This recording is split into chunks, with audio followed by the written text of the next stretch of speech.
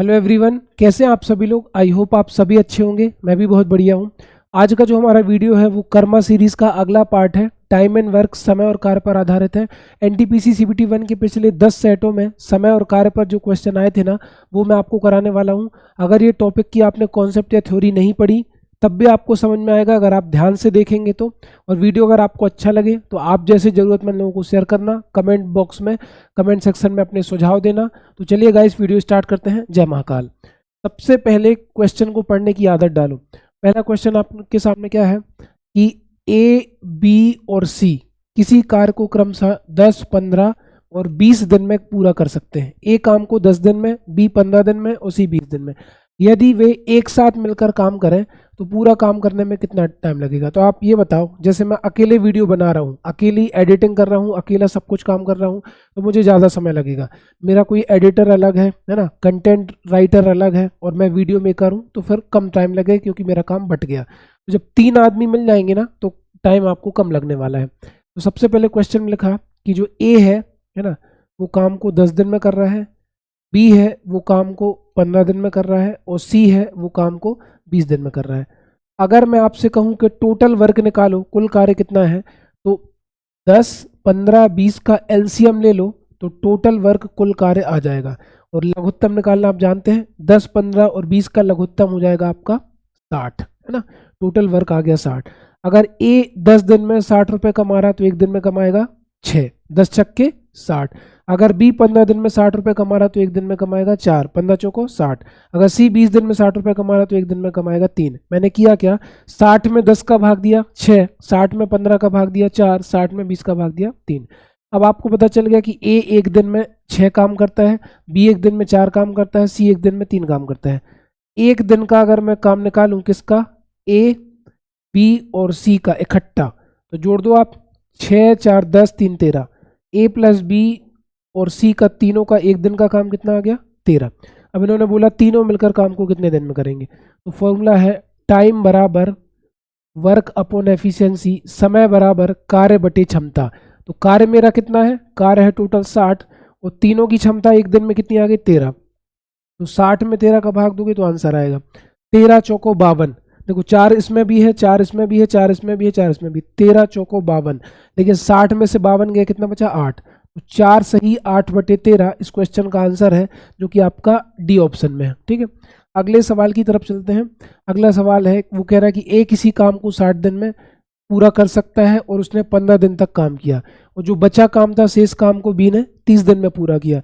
यदि वे मिलकर काम करते हैं तो काम कितने दिन में पूरा होगा। ध्यान दो, ए किसी काम को 60 दिन में कर सकता है ना, तो मैंने मान लिया कि माना जो टोटल वर्क है, कुल कार्य है, वो कितने हैं मेरे भाई, वो कितना है, 60। ठीक है, अब ए जो है वो 60 दिन काम करता है, तो अगर 60 दिन में 60 काम करेगा, अगर 60 दिन में 60 काम करेगा तो एक दिन में कितना काम कर लेगा, तो एक दिन में वो कर लेगा 60 बटे 60, 60 एकम 60, 60 एकम 60। तो एक दिन में कितना काम आ गया, एक दिन में एक काम आ गया, किसका, ए का, है ना।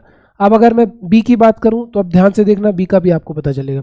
इन्हें बोला उसने 15 दिन काम किया, ए अगर एक दिन में एक काम करता है तो वो 15 दिन में कितना काम कर लेगा, 15 दिन में काम कर लेगा 15 यूनिट, 15 काम कर लेगा। ठीक है, अब ये बताओ, अगर मैं 60 में से 15 माइनस करूं, 60 में से 15 माइनस करूं तो जो शेष रिमेनिंग वर्क होगा वो कितना बचा, 45।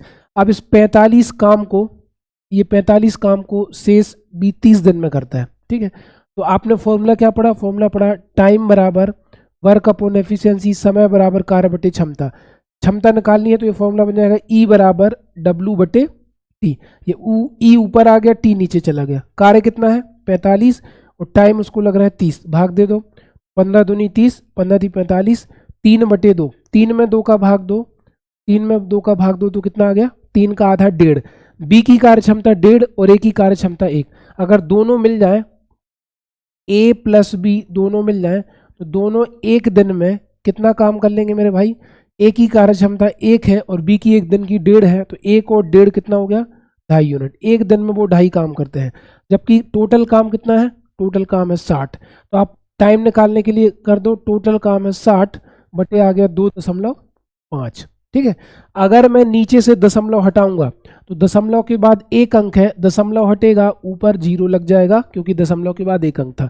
25 एकम 25, 25 दूनी 50, 60 में से 50 गया 10 हो गए 100, 25 चौको 100, तो टाइम कितना आ गया 24। तो ये काम जो है वो कितने दिन में होगा 24 दिन में। अगले सवाल की तरफ चलते हैं गाइस। अगला सवाल क्या है? अगला सवाल कह रहा है कि राजेश एक काम को 4 दिन में करता है जबकि महेश उसी काम को 3 दिन में करता है। यदि वे दोनों मिलकर काम को करते हैं तो कुल मिलाकर 350 रुपये का भुगतान प्राप्त करते हैं। तो राजेश का हिस्सा ज्ञात करो। R for Rajesh, M for Mahesh. Rajesh 4 दिन में काम करता है और महेश उसी काम को 3 दिन में करता है। मतलब महेश की कार्य क्षमता अच्छी है क्योंकि महेश को 3 दिन लग रहा है, राजेश को 4 दिन लग रहा है। 4 और 3 का एलसीएम ले लो तो टोटल वर्क आ गया आपका 12। कितना? अब राजेश 4 दिन में 12 कमाता है तो एक दिन में 3, महेश 3 दिन में 12 कमाता है तो एक दिन में 4। 12 में 4 का भाग दिया तो 3, 12 में 3 का भाग दिया तो 4। ठीक है। तो जो रमेश और महेश हैं उनके बीच जो पैसा बचेगा ना वो 3:4 में बचेगा क्योंकि इनकी कार्य क्षमता है। ठीक है। और टोटल पैसे कितने हैं 350, तो 3 और 4 7 भाग। तो आप कहोगे सर 7 भाग की जो वैल्यू है वो कितनी है 350, 7 एकम 7, 7 पंचे 35, तो एक भाग की वैल्यू कितनी आ गई मेरे भाई 50। जब एक भाग 50 है तो रमेश का हिस्सा कितने भाग है 3 भाग, तो आप कर दो 3 गुणित 50। महेश का हिस्सा कितना भाग है 4 भाग, तो 4 गुणित 50, तो 50 तिया 150। राजेश का हिस्सा 50 तिया 150, महेश का हिस्सा 50 चौको 200। ठीक है। चलते हैं अगले सवाल की तरफ। अब वो कह रहा है कि 5 पुरुष किसी दीवार को 12 दिन में बना सकते हैं। तो टोटल वर्क कैसे निकलेगा?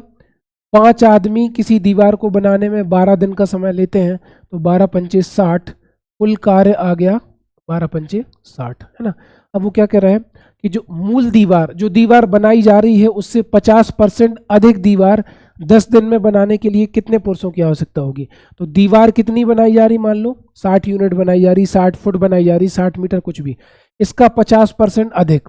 तो 60 का 50% मतलब 60 का आधा, 60 का आधा 30, 60 में 30 जोड़ दो तो मुझे 90 यूनिट कार्य करवाना है। कितने यूनिट कार्य करवाना है 90। और उसको करने के लिए आदमी कितने होंगे मेरे पास 10, तो 90 आदमी 10 दिन काम करेंगे, है ना। तो 0 से 0 कट गया, आंसर आ गया 9। ठीक है, आंसर आ गया 9। तो अगर 90 काम को 10 आदमियों से करवाएंगे तो 9 दिन लगेंगे। चलते हैं अगले सवाल की तरफ।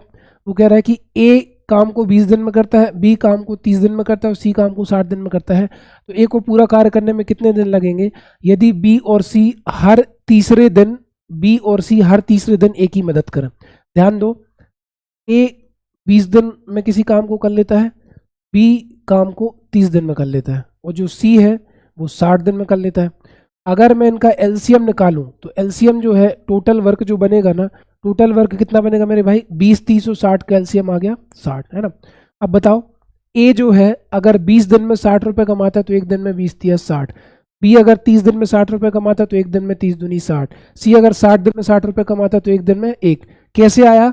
60 में 20 का भाग दो 3 आएगा, 60 में 30 का भाग दो 2 आएगा, 60 में 60 का भाग दो 1 आएगा। ठीक है।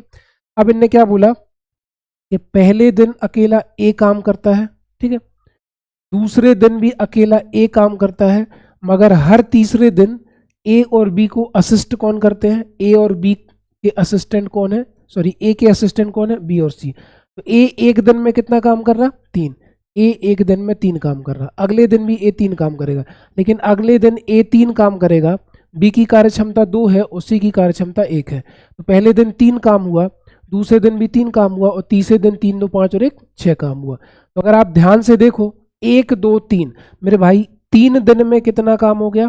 3 दिन में कितना काम हो गया? 3 और 3 6 और 6 12, 3 दिन में 12 काम हो गया। लेकिन क्या मुझे 12 काम करवाना था? नहीं, मुझे काम करवाना था 60। तो 12 को 60 बनाने के लिए मैं किससे गुणा करूंगा? 12 को 60 बनाने के लिए 5 से गुणा करूंगा।